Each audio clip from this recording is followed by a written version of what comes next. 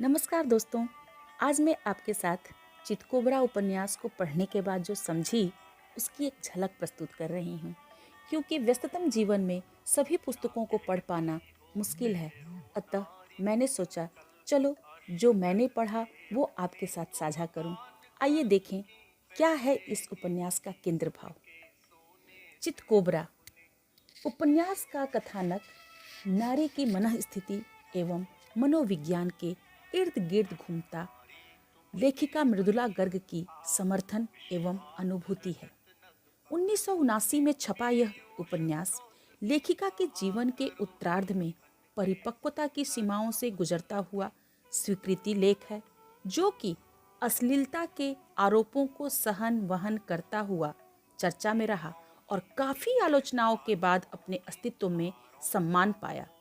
इस उपन्यास की लेखिका ने कहानी की नायिका मनु के चरित्र एवं मनोदशा को समर्थन करती हुई तथा भारतीय परिवेश की अधिकतर नारी की मनःस्थिति को उजागर करती समाज के समक्ष रखती हैं। कहानी की नायिका मनु, जो कि एक विवाहित एवं कामकाजी महिला है, अपने पति बच्चों के प्रति अपने कर्तव्यों का निर्वहन करती है और अपने काम के दौरान एक शादीशुदा मर्द के संपर्क में आती है तथा उससे आकर्षित होने के साथ साथ इसी दौरान शारीरिक संबंध भी बना बैठती है।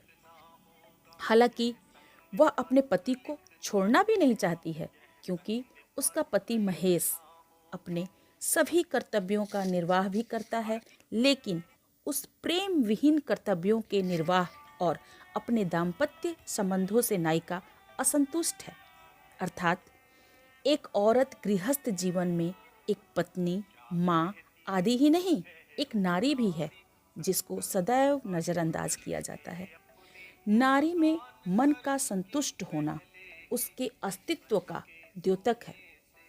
शादीशुदा होने के बावजूद नायिका के मन में अपराध बोध या पछतावा बिल्कुल नहीं है। यहाँ नारी संभोग के दौरान अनुभव की गई उन भावनाओं पर खुलकर बताया गया है और जताया गया है, जिन्हें उसका शरीर और मन अलग अलग धरातल पर महसूस करता है। इस उपन्यास में लेखिका ने यह बताने की चेष्टा की है कि एक पुरुष बिना प्रेम के संभोग भी कर सकता है और चरम सुख भी पा सकता है, परंतु एक स्त्री चरम सुख तभी प्राप्त कर सकती है जब वह भावनात्मक रूप से पुरुष से जुड़ाव महसूस करे। स्त्री के मन और शरीर में गहरा अंतर होता है। जब वह मन से किसी के साथ होती है, वही उसका असली रिश्ता होता है। इसीलिए भारतीय परिवेश में बहुत सी स्त्रियां दोहरे जीवन को व्यतीत करती हैं, व्यवहारिक और आंतरिक। व्यवहारिक जीवन हर हाल करीब करीब चलता रहता है, पर आंतरिक उथल पुथल जीवन की असल बातें गुप्त ही रहती हैं। ये कब फूटकर बाहर प्रलय लाए कोई नहीं जानता। शायद ईश्वर भी तभी कहते हैं, नारी चरित्रम पुरुषस्य भाग्यम देवो न जानति। नारी को सीख भी यही दी जाती है कि वे अपने विषय में किसी से कुछ न कहे। जब तक अपनी इच्छाएं अव्यक्त रखती है, किसी को कोई परेशानी नहीं होती, लेकिन जैसे ही अपने प्रति ईमानदार होकर साहस के साथ अपनी इच्छाएं प्रकट करे, लोग इनको परास्त करने के रास्ते खोजने लगते हैं।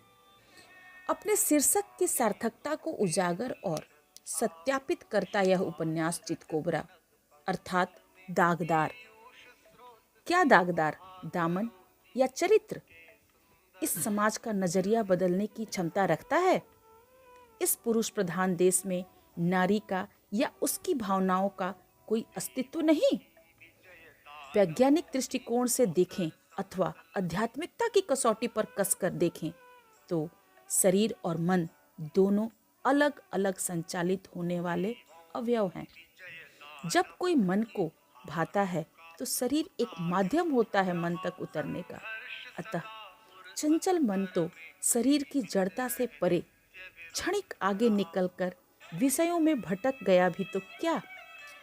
हालांकि अपनी इंद्रियों पर नियंत्रण होना चाहिए, किंतु केवल स्त्री के लिए ही क्यों? पुरुषों के लिए भी समान नियम हों।